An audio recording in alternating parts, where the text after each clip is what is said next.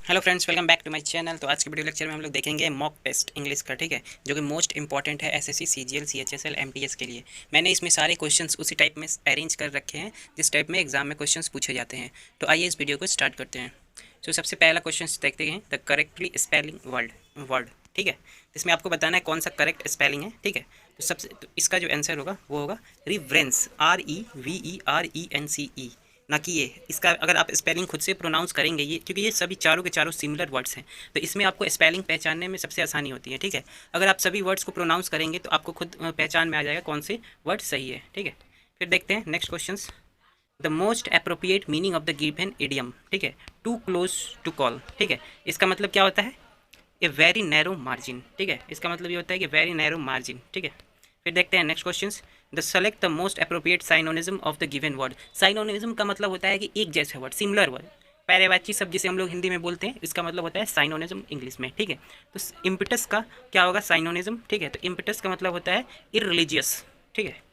फिर देखते हैं next question, select the correct spell word, ठीक है। तो ये भी चारों के चारों सिमिलर वर्ड है आपको, ठीक है। ये सभी के सभी क्वेश्चंस प्रीवियस ईयर में पूछे गए हैं। तो इसका जो करेक्ट आंसर है वो है 19, NINE 19। ये सभी गलत हैं।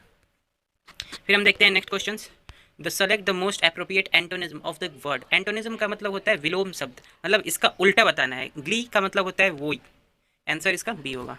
फिर देखते हैं, इसमें बताना है कौन सा ग्रामेटिकली एरर है, ये अंडरलाइन सेंटेंस में, तो आपको इसको बताना है कि क्या होगा, ठीक है। तो यहाँ पे देखिए, ये वर्ड अगर आप पढ़ते हैं तो यहाँ पे लिखा है it has been announcing that the bus will be late by an hour. Will यहाँ पे हुआ है यूज, यानी कि ये फ्यूचर का बात हो रहा है, ठीक है। लेकिन यहाँ पे अनाउंसिंग है, अनाउंसिंग, ठीक है। तो ये तो कंटिन्यूअस फॉर्म है, ठीक है, ING फॉर्म है। तो यहाँ पे अनाउंसिंग नहीं होगा, इट हैज़ बीन अनाउंस्ड होगा, ठीक है। यानी option C is correct.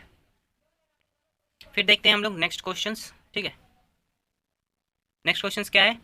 Select the most appropriate meaning of the given idiom, ठीक है। गेट समवन गोट्स, ठीक है। इसका मतलब क्या होता है? To irritate someone. फिर देखते हैं next question, select the most appropriate option to fill in the blanks, grammatically correct sentence. यहाँ पे क्या है? There was a heated discussion dash two members of the club. अब यहाँ टू मेंबर्स आ रहा है, तो यहाँ पे जो प्रीपोजिशंस कौन सा यूज होगा? यहाँ पे ये चारों प्रीपोजिशंस में बिटवीन यूज होगा, क्योंकि दो मेंबर्स का बात है, तो बिटवीन टू मेंबर्स, यानी ऑप्शन इसका सी इज करेक्ट आंसर। फिर देखते हैं next question, select the most appropriate antonyms of the given word attract. तो एंटोनिज्म पूछा है, यानी कि विलोम शब्द पूछा है, इसका उल्टा। तो अट्रैक्ट का क्या होता है? उल्टा रिपेल होता है, आंसर सी। फिर देखते हैं, select the most appropriate synonyms of the given word. Synonyms similar word, SS याद रखिएगा, ठीक है। प्रोडजी का क्या होता है? प्रोडजी का मतलब होता है जीनियस। फिर देखते हैं यहाँ पे करेक्ट सेंटेंस यहाँ पे फिल करना है, it was dash honour for Seema to be selected as a teacher trainer. अब यहाँ पे देखिए चारों ऑप्शंस में आर्टिकल दिया हुआ है, जो भी ऑप्शन दिया सभी आर्टिकल दिया हुआ है। तो ऑनर है, अगर आप वर्ड को प्रोनाउंस करते हैं तो अ आ रहा है, तो अ किसके साथ यूज होता है? एन के साथ। ये AEIOU होता है जो भवेल होता है, ठीक है। तो ये सभी के साथ क्या होता है? यूज एन होता है, और जो भी कॉन्सोनेंट होता है उसके साथ हम लोग ए यूज करते हैं, ठीक है।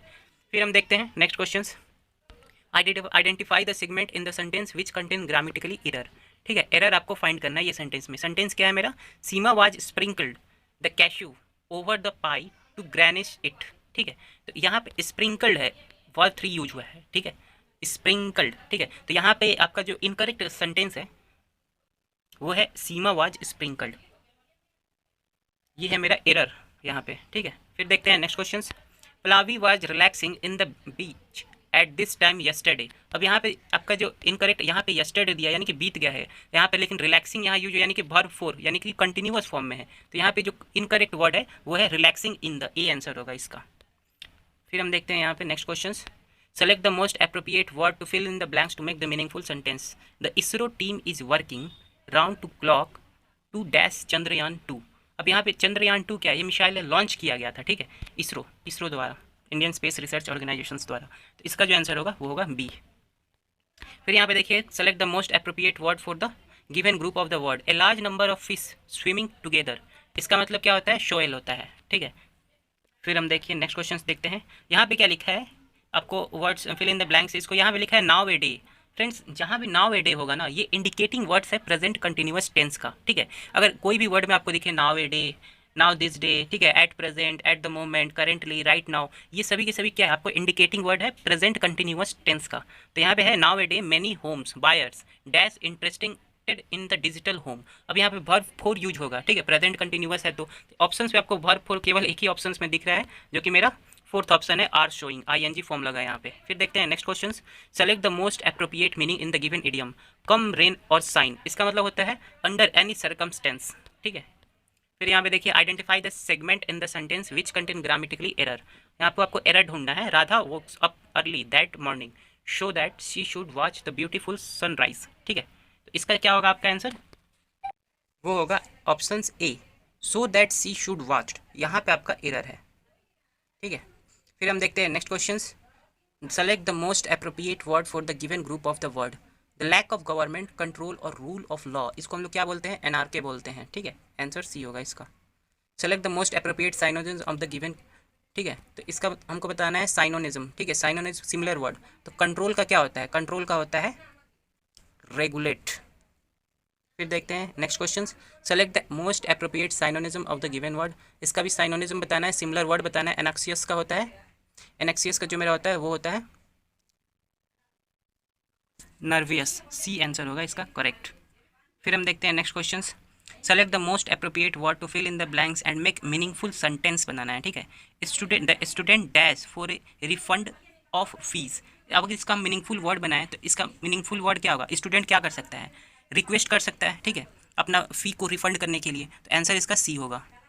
फिर यहाँ पे देखिए, select the most appropriate word for the given group of word, ठीक है। An act of murdering one's brother, इसको हम बोलते हैं फैटिसाइड्स, ठीक है, ए आंसर होगा। फिर देखते हैं यहाँ पे, select the most antonyms of the given word, antonyms मतलब इसका अपोजिट बताना है। सिंपथी, सिंपथी का अपोजिट क्या होता है, क्रुएलिटी, ठीक है।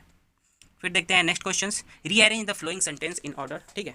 अब इसको रीअरेंज करना है, देयर इज, पहले यहाँ पे PQR ये आपको दिया हुआ है, ठीक है, इसको अरेंज करना है। तो सबसे पहले आप ऑप्शन से अगर आप जाते हैं, ठीक है, इन, अगर कोई भी सेंटेंस क्या इन से तो स्टार्ट होगा नहीं, यानी ऑप्शन ए मेरा गलत हो गया। क्यों देखते हैं, ऑनेस्टली एंड इफिशियंटली, फिर आता है sense of joy in doing one's work, ये भी गलत वर्ड है, ठीक है। ऑनेस्टली से मतलब कोई वर्ड स्टार्ट ही नहीं होगा। फिर यहाँ पे हम देखते हैं RPQ, यानी कि सेंस ऑफ जॉय, अब यहाँ से एक वर्ड का बनता है, मतलब सेंस ऑफ जॉय, फिर आता है P, in doing one's work honestly and efficiently, ये करेक्ट सेंटेंस मेरा हो रहा है, यानी ऑप्शन सी मेरा करेक्ट है।